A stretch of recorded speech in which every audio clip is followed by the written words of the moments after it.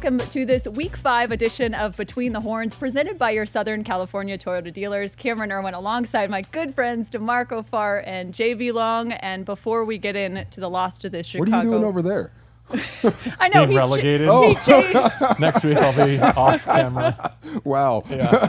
Third chair about to be fourth. Okay, there, okay. It's for the best. What's up, Cam? Great to have D'Marco back. Yes. Though. Everyone's happy about that. Yes. Yeah. I don't know if I should smile this week. Are we over it yet, Chicago? No? Nah. We're still not over it. Okay, I'm not good. hosting, Camryn. That's No you. smile. I was going to Okay. say, it's hard because, I always have a little bit of a smile on my face, considering we have the greatest job in the world and I get to sit next to you two. But speaking of athletic feats, JB, you've got a pretty big athletic feat coming up. Cassie's 40th birthday. This guy's going to get some rollerblades on this week. That's What? right. Get ready to call play-by-play Sunday. Oh just in my case. God. Please tape your ankles. Come on, we need you, man. Wow. Good luck with that. I know. Yes. When was the last time you were in rollerblades? At once, when they first came out. And that's enough for me. Never again. Yeah. We'll get a few of the best snapshots on the infinity screen at SoFi. There we go. At halftime. Yes. Please, I cannot wait to see it dialed up. Now, before we get into it, this week was a little tough. A smile is now dropping from my face. The loss to the Bears, 24-18.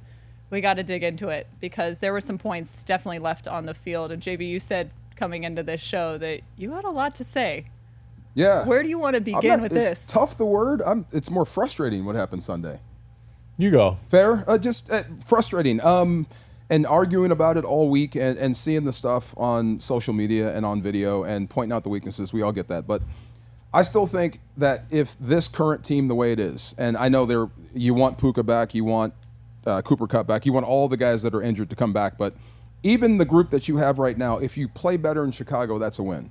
You were dominating Chicago. You're much better than that outcome says. So that to me is the most frustrating thing. That's one you could have gotten that you don't get, and we know in this league that could keep you out of the playoffs, and that just drives me nuts. It was like the most dominant 6-0 lead I've ever felt. Yes. And then it was gone in an instant. Where you just dive right into the hunt for Red October? Is that what's on your That's mind? what I was get just into about it. to say, or maybe let's start with a different word that starts with red as well. How about the red zone? Yeah. Because you talked about dominant. Well, we've been getting to the red zone. Actually, of the 39 drives this season, 17 trips there, but have only come away with 7 touchdowns, 6 of which behind Camryn Williams. What's the solution? Look, Sean McVay did not forget how to draw up game plans or call plays anywhere on the field, especially not the red zone. And Matthew Stafford, to my eye, has not lost a mile per hour off his fastball. And as recently as last year, this was an elite red zone offense. Like, they were 8th in red zone conversion last year. Now, since that playoff game in Detroit, it's been a different story, and that's incredibly frustrating, and it's why they're losing games. But I think it's a lot of extenuating circumstances. And this is going to sound like I'm an apologist, and I am in a sense, but like the offensive line isn't how you built it. Like you said, Puka and Cooper Kupp are in lockstep with your quarterback. They're not there. I think some of it is circumstantial, like you're playing from behind, right? You're trying to score quickly. And you face some really good defenses too. Like let's not pretend that other than Arizona, you faced 3 really good defenses, and in the NFL world, a 4-game sample size is still pretty small. I think there's better things to come. But I'll stop there. You chime in. I do want to defend the play caller a little bit more, but where am I right? Where am I wrong? I trust in Sean McVay. I agree with everything you said. In the red zone, I'll tell you this. As a guy that made his living with his hand in the dirt, when you get into the red zone on defense, the first thing I thought about was the run. Because if we miss one run fit or miss a tackle, it's unforgiving. He's in the end zone. And you could have the slowest running back in the world, and it hurts you because the end zone is right there. So if you're not in lockstep, if you don't have guys, like you said, like Puka and Cooper, that are in tune mentally with your quarterback, you're having issues out there, then the safest way to score is to run. The only way you scored in Chicago in the red zone was Camryn Williams. So I would say lean on that until you start figuring everything else out. But like I said, with a week's worth of practice, I expect them in the passing game to be a whole lot better than they were in Chicago. The myth is that Sean doesn't like to run the football. And having watched every snap of Rams football, the Sean McVay area, believe me, I fall victim to that too. It does feel that way sometimes, but it's not true. The data does not support that. Not in the red zone, not this season. It's just not true. What is true is the Rams are, through a month, a more efficient running offense than passing offense because of those circumstances. And I think the offensive line, as currently constructed, is better firing off the ball than they are in pass protection. The numbers bear that out. What's also true, and you hinted at it, is Camryn Williams is the only player with a Rams helmet this Sunday at SoFi Stadium who scored a touchdown. Kupp has the other one. He's not going to play. So if you're in the comments section, and I'm right there with you saying, why don't the Rams just embrace that reality? Why don't they lean into that identity until a defense forces them to do something else, or until things open up a bit, or until they get healthier out at receiver? I'm with you there. But let's not, I guess, let me just argue for giving. I don't think Sean McVay is afraid to call run plays. That's not what I'm saying. Correct. And the quarterback has a say in this too. Right. Like, he often is there, I assume, with two plays that he can choose A or B, run or pass. And so I guess I'm just advocating for giving a little bit more margin to a future Hall of Fame quarterback who's still got plenty of juice and soon to be the winningest coach in Rams franchise Totally. history. Question. Would you rather bet on that right arm to make a play, or Camryn Williams one-on-one with an unblocked safety? Because they are going to stack the box and make you throw it. That's the thing. When he checks out, there's a reason he's checking out, is because they're taking away the run. So that's your question. Camryn Williams with an unblocked guy, or the arm of Stafford. That's your choice. I'll also say this, like, some of the plays that have not worked are screens or check downs. Chicago and those are fantastic. Those are essentially extensions of the running game. True. There have been a couple of costly penalties, one in Chicago, one on the left tackle in Detroit that cost Jordan Whittington a rushing touchdown. Yep. Again, there's just a couple of not quites that are causing this tension, and I feel it. Believe me, I get it. This is why they're losing. It's at least one of the reasons why they're losing, but I think their best red zone execution is still in front of them. You know, I would challenge even that statement, though, because I don't know if you're betting on the right arm of Matthew Stafford, because I would never bet against the right arm of Matthew Stafford. I think you're more betting off of the receivers and even the tight end group at this point, and their ability to find the right space, the right timing. Yeah. So that's, to go off of what you said in that regard. I don't think he turned it over in the red zone last year. No. If memory serves. I think he was literally letter perfect inside the opponent's 20 as recently as last December, January. Right. I was talking, if you were the quarterback, if you're Stafford making that choice, loaded box, we have a run called, I'd rather trust that. But agreed. I mean, this might be keep the run on. There are no checks until we get this thing right at receiver. Yeah. Let's talk receiver a bit more. We've got Tutu Atwell, Jordan Whittington. Whittington coming off his career high, 6 receptions, 62 yards in week 4. And the last two for Tutu Atwell, he's had 80-plus receiving yards. Again, no touchdowns. He's had some big chunks. How does that show up, though, in the red zone? Can they use him as a red zone threat? Does plus 18 count as an explosive in the passing game? I thought it was 20 or... Yeah, you can set your own threshold. Yeah, yes. 2-2 plus 18, that's an explosive. And if he makes you miss, it's yards after the catch. All I do know is it's the bigger the receiver, the better they are in the red zone. I would say smaller receivers, shorter guys like Tutu, they're hard to see because the rush is right there, and the safeties don't have far to drop, and neither do the linebackers. So if they don't bite on play fakes, hard to see him. But his speed can also be useful in the red zone. And I thought that might have popped out at some point, maybe it will this week, the end-around game, especially with that guy. Again, it's tough on defenses. One missed run fit, you don't get that back. So maybe you can't throw it to him, but you can definitely use Tutu more in the red zone. I mean, that's above my pay grade, but I will say there are enough tools in the tool belt right now at receiver to still find success. They're not Cooper Kupp. They're not Puka Nacua. They're not thinking in lockstep with the quarterback, but that's just a matter of time on task. I don't think it's a matter of ability. I think, too, some bigger bodies, right? So Colby Parkinson at tight end, and then, of course, D-Rob, who, by the way, was the target on that 2-point conversion. So they're trying to find those bigger bodies.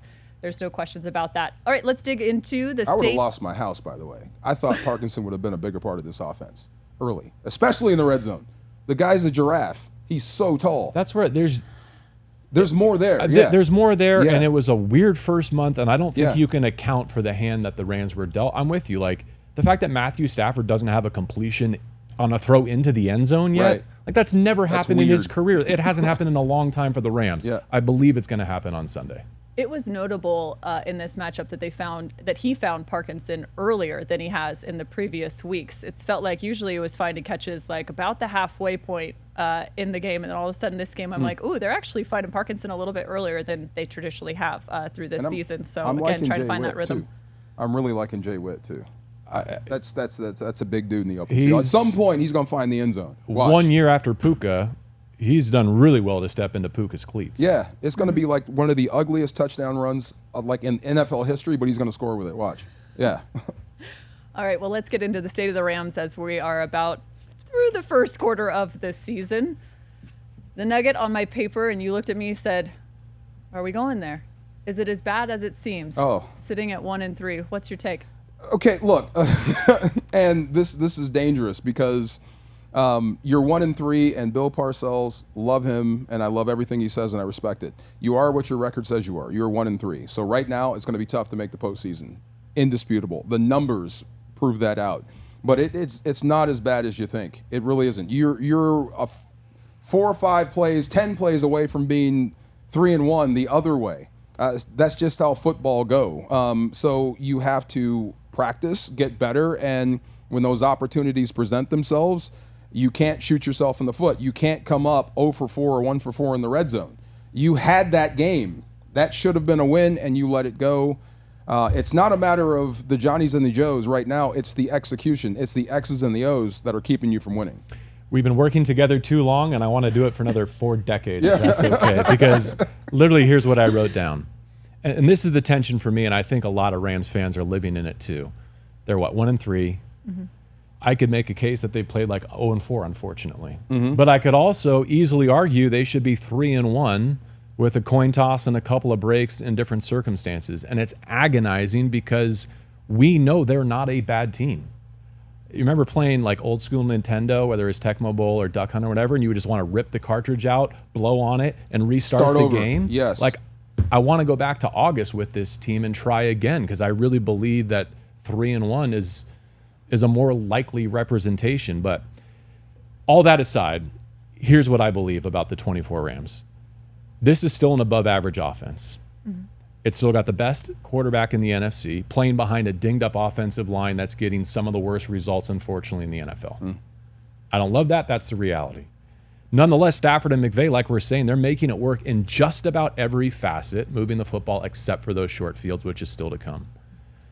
And then we got to talk about the other side of the ball, too. Yeah. Oh, yeah. Because the hard reality is this was a roster built to score 30 points per game and outscore opponents and put the defense in more favorable circumstances, down in distance, time, and score, because the Rams do have a great pass rush, despite losing the biggest cheat code in franchise history. Young pass rush. And they targeted both young and veteran defensive backs with ball hawking skills to go and get interceptions. But the only interception so far this season is on injured reserve with John Johnson right now. You're getting into the meat of the conversation that I wanted to, which was based off of this offense, predicated 30-plus points. We had expectations. We knew this defense coming in was going to be maybe inconsistent just based on youth alone. We knew we were going to have Verse and Fisk, and it was going to be good, and it was going to show flashes. And it's so interesting now as we've gotten into this because the offense and because of the injuries, it feels as if that expectation has changed. How we have to win has changed, and a lot more pressure has been placed, potentially on the defense. I understand you have to win. This is National Football League. But if I were to ask you, if you take the context of the losses away and the output that you've seen from this defense and your expectations at the beginning of the season, what would you say in regards to beginning of the season to now and their performance? About the defense? Yeah. I'd be a little disappointed. The front, Jared Verse, Braden Fisk, we said they're going to be young studs, and they are. Once they learn how to corral and tackle quarterbacks and not waste pass rushes, they're going to be dominant. Last week was a step forward, right? Step forward. 3 sacks. And Byron Young, same thing. He has taken a step from where he was last season. He's getting better. He's trusting his pass rush. So the front, yes, they are performing like we thought. I thought the secondary would be a little tighter, but I didn't know Darious Williams was going to miss time. So that's an issue. And I didn't know the linebacking situation was going to be the way it was. I thought you were going to start with Ernest and keep Ernest. That didn't happen, so here you are. So, look, this is the National Football League, and you get paid to play. So you have to perform better than what you're performing, run and pass, on defense to get wins in the National Football League. And you have to not put your defense in bad spots as well. And that goes back to the offense. So if you have a chance to keep the football, keep possession, win the game with your offense, I think you should do it. Putting them out there for in bad spots to where they get dragged in overtime situations, or last week when they just flat got tired and they ran the ball on you and they scored and the game got out of hand. So you have to protect them. They're young. They're doing a lot right now. They're learning on the fly. So offensively, this team needs to be led by the offense. It can't be led by a young defense right now. But again, they got the strip sack and the football back to the offense, up 6 points, and it felt like that game was about to break. Definitely. And if you go down and put a touchdown on the Bears and take a 2-score lead on a rookie quarterback, that defense, that whole game looks different. That's exactly what I'm saying, yes. The defense is clearly not without some blame here. But I'm going to defend them in this sense because look at the contrast in terms of the roster builds with the opponent this week. Green Bay is the perfect contrast right now to illustrate the fact that the Rams are just one off season into retooling on defense. And they're ahead of schedule for a lot of very good, shrewd moves. But it's going to take some time when you're spending less money on the ball, on that side of the ball, than any team in the National Football League, right? Like the Rams' current defensive two deep, I counted this morning, has 6 players drafted in the top 100. 3 of them are rookies. Yeah, right. One additional one came from waivers just before this season. The Green Bay Packers have 6 first-round and 4 second-round players on defense, right? They've gone the other direction. They're saying, we're going to be organic and ground up on offense, and then we're going to invest in our defense with our draft picks. So, yes, the best football for Chris Schul in this defense is certainly ahead. They're learning on the job. Darious Williams might be their best corner. I hope he debuts this week, and I hope it looks different because it could put some things back in order. I think they're asking like one level too much from a lot of individual pieces right now on defense. Either asking them to be stars when they're starters, asking them to be starters when they're reserve, asking them to play a different position than maybe it was envisioned to be. Like all of those dynamics are happening right now. Yeah, this is what you got and who you are. But the thing is, I am happy they're going through it because they're going to be better for it, especially the guys that remain. When you go through situations like this, you learn and you learn and you learn and you get better. They'll be better by the end of the year. They really will. And that pass rush, like I said, is good now. And I could watch Jared Verse play football. I like that. Let's just combine them. Let's say Jared Fisk, yeah. I could watch those two run stunts all day long because it seems like they have this otherworldly sense of each other. They know where the other one's going to be. That is just poetry. That's ballet to me. And watching Jared Verse rush the passer and how physical he is and reminding myself this is his first time through. Imagine what it's going to look like after an offseason when he learns the game and it slows down for him. I don't disagree with anything you just said. I just, on behalf of all of us who love Rams football and this team and the audience watching, it's got to happen sooner rather than later, before it's too late, right? Sometimes you got to grow up. The margin for 2024 is getting really thin, and I know we're going to move on, but let me just tack on because we've ignored the third phase so far, and I get it. But like, let me shout out special teams and the year-over-year growth they've made so far.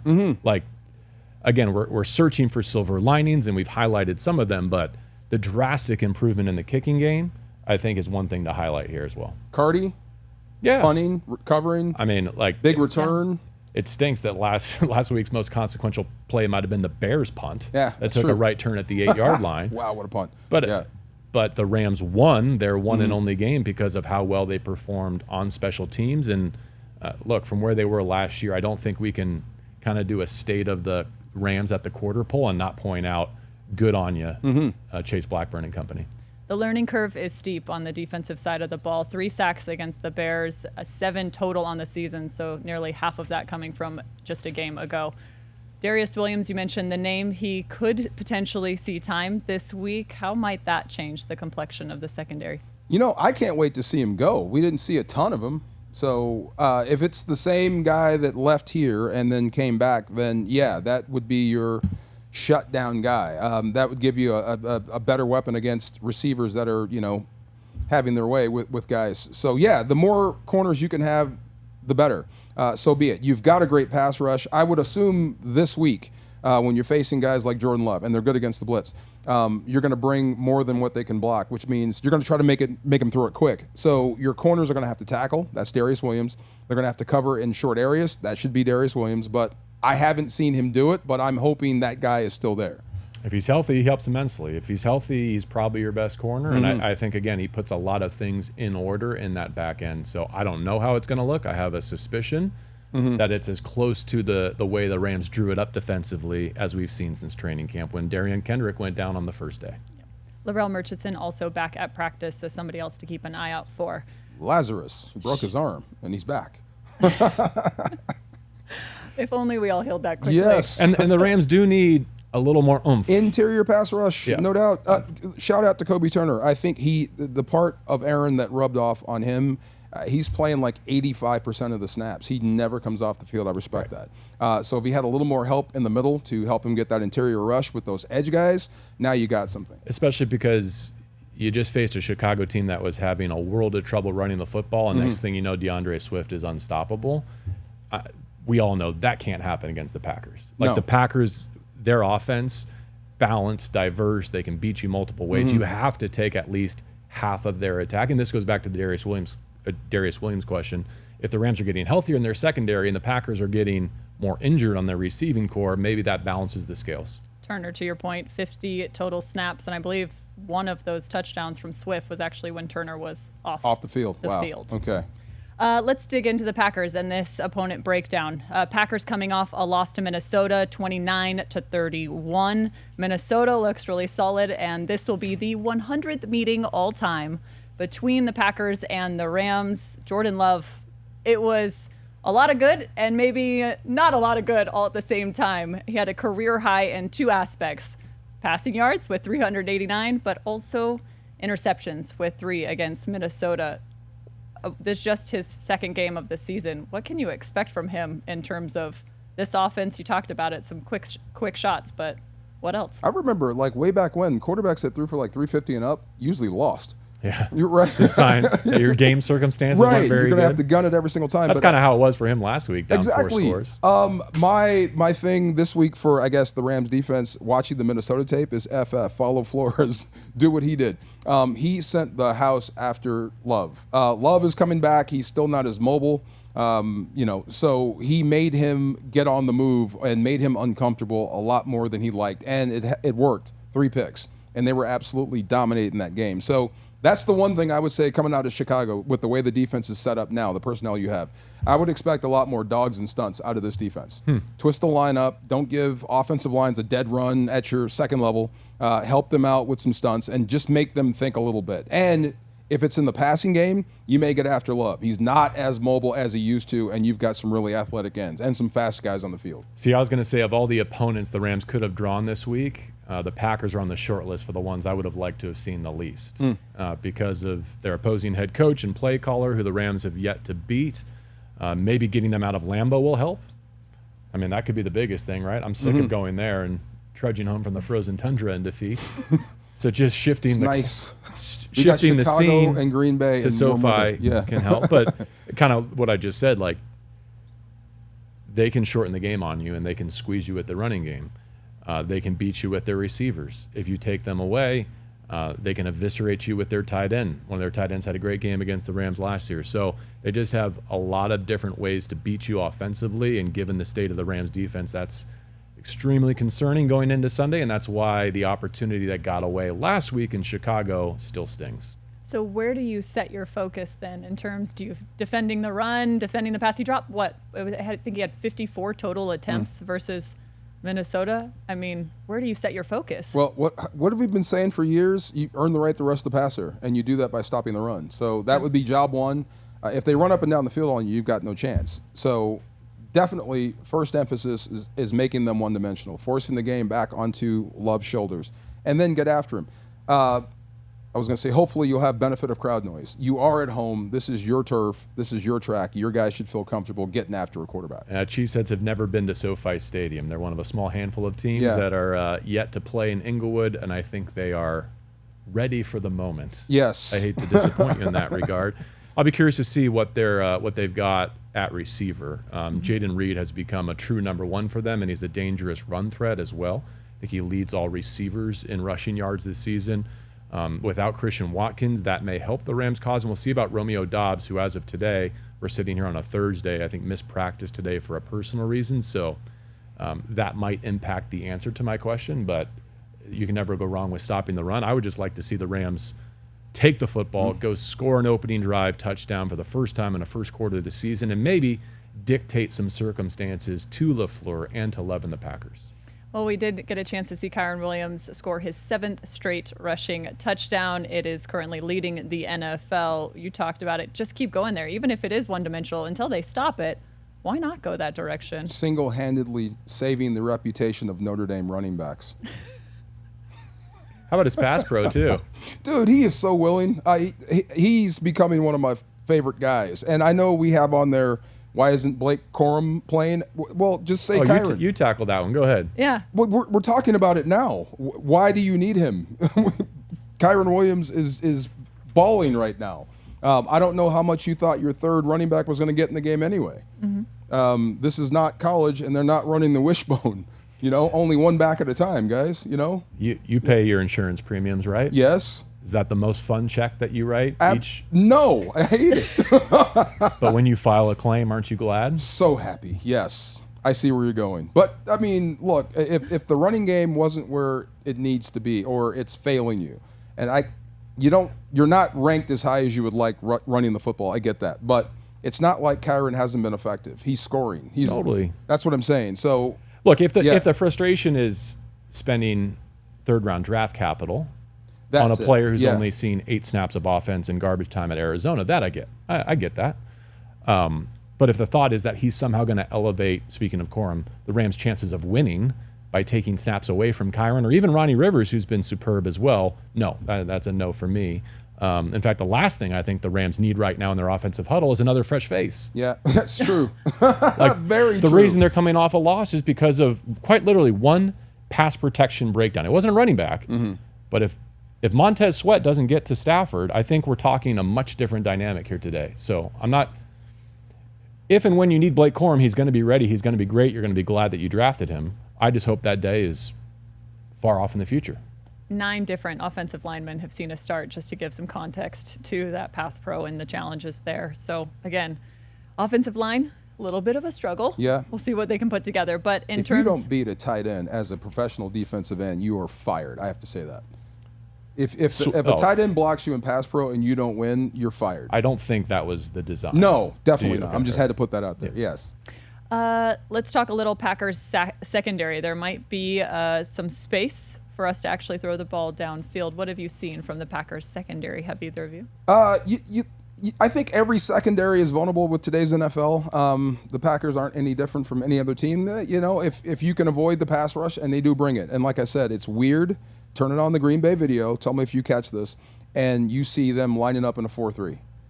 It's strange. Yep. No more Joe Barry in Green Bay, right? No, yes, they're a traditional 3-4 team. Have been forever. Some of their best players throughout history have been in a 3-4 outside linebackers. Now it's a 4-3. So tougher to run against, but easier to pick up if you're Matthew Stafford. And I think that if McVay would pick which front he'd like to play against, it would be a 4-3. It fits his 11 personnel. What does it remind you of? Is there a recent comp in Rams opponent history? For a 4-3? Yeah. You just saw it in Chicago.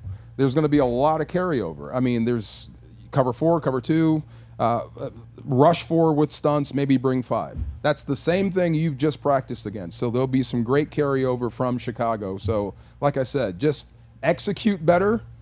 You had Chicago. You can do the same thing against this defense. It's a great pickup by you on the 4-3.